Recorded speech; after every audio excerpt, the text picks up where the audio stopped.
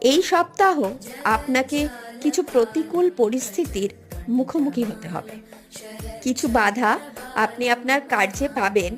ধৈর্য ধরে থাকতে পারলে সেই কাজে আপনি সফলতা নিয়ে আসতে পারবেন।